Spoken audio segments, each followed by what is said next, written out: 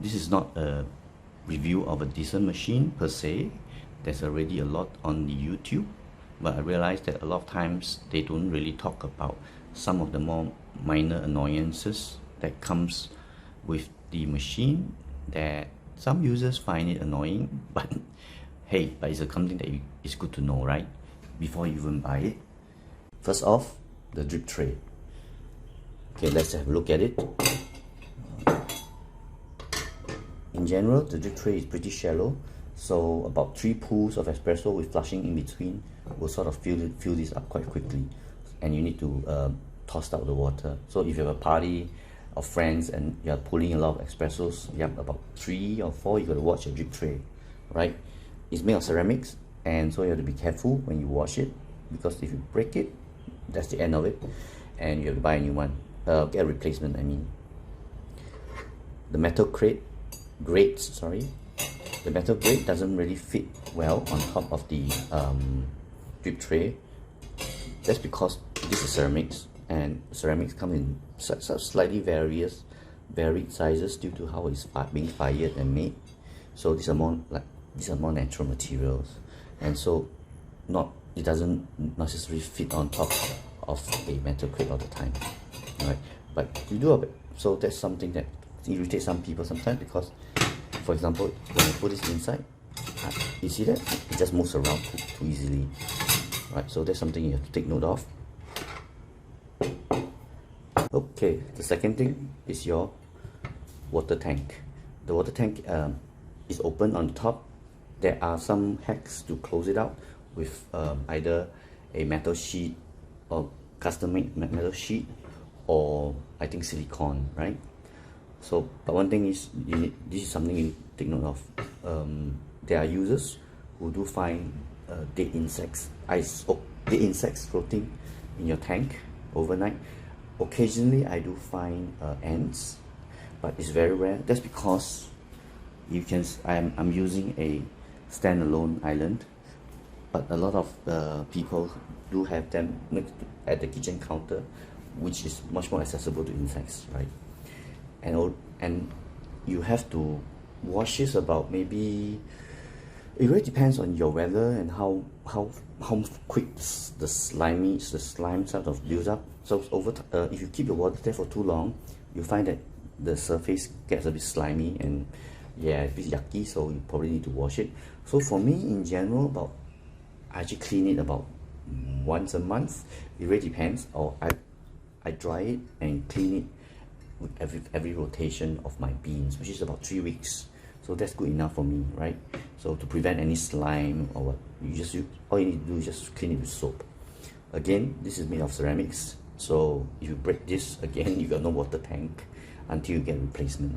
Now, one thing about this is that if you notice, I have little tapes here. These are, I think it's called glide tapes or something like that. Now, when you buy your Decent, it doesn't come with that, and the problem with that is this is actually pretty heavy, and this is pretty rough. So when you fill this up with water, when you fill the tank with water, and when you try to push this all the way in with water filled up, it's actually very difficult. And sometimes you have, especially if you have a lot of water, use a lot of jerky movements, and so so you have to really push it very slowly to prevent any spills. So the hack for this is that most of us actually comes out, we'll put a glide tape below, so that no matter how much water you put in, you can just use a single finger to pull in and pull out. Look, it's so much better, right? Before, if you don't have that, I don't think you can ever do it with one single finger. Okay, so that's something to take note of. Okay, the handle here, you'll notice some people actually remove this handle, because if you have a counter space that is like this short, it's sort of, but you can actually knock onto the handle if you're not careful. And of course, the other thing is, if you remove the handle, you have a little hole here. There are some aftermarket shorter handle to sort of replace it, to make it look nicer still. So for me, I have no problems, because I have quite a big counter space here. So leaving the handle on is not a big deal.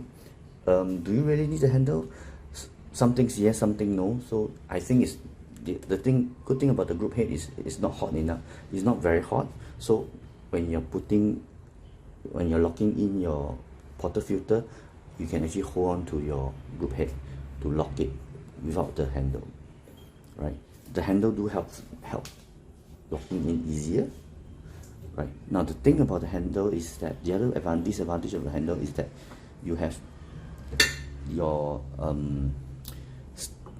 milk steamer, so your steam valve here, your steam one here, and you can see it sort of blocks it for your steaming milk, right? You really don't have too much position between that, you know, to angle your milk valve, your milk jug.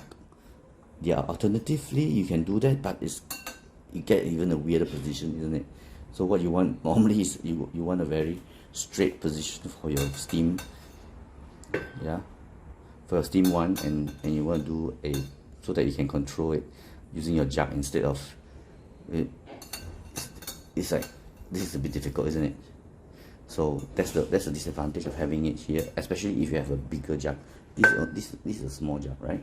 You have a bigger jug, right? You actually have more problems manipulating the milk jug when you're steaming.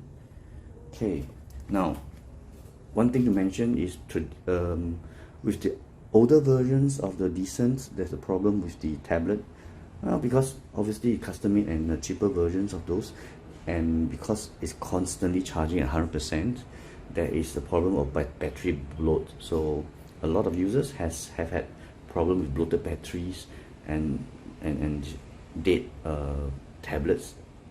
Good thing is Decent do replace it for free for you, right? It's a bit irritating because you can't use your machine. Actually you can use it, but with this you can find out, you know, how to install it on your Android OS, Windows, you know, and still run your machine of it, right? So but they've solved the problem. They haven't, so the latest version comes with a sort of hack that charges the machines to about 50% and stop charging, so so that it doesn't get the battery bloat.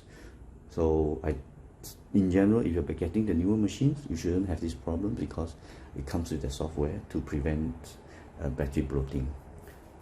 Right. The last thing is obviously the drip tray. It's not a drip tray. The cup tray. There is no cup tray. If you put cups here, you probably accidentally will knock them out. So there are some aftermarket and 3D printed custom stuff that you can do put on top of it to keep your cups, but it doesn't act as a cup warmer. It's not hot at all. Okay, so you never get to warm your cups on this, right? And also I guess the reason why you need to warm your cup in more traditional espressos is that it tastes nicer when it's warm. A lot of the espressos, they are pretty dark roasted, doesn't taste that great when it cools down. So keeping the cup warm and serving it on a warm cup helps with the drink. But with specialty coffee, you don't necessarily need that warm a cup. Actually, sometimes it tastes even better when it cools down. So I never warm my cups, even for espressos or lattes. So yep, that's it. I think I covered everything. Just the annoyances of the Decent machine that I don't think too many people talk about. All right. I hope you find this useful. Thank you.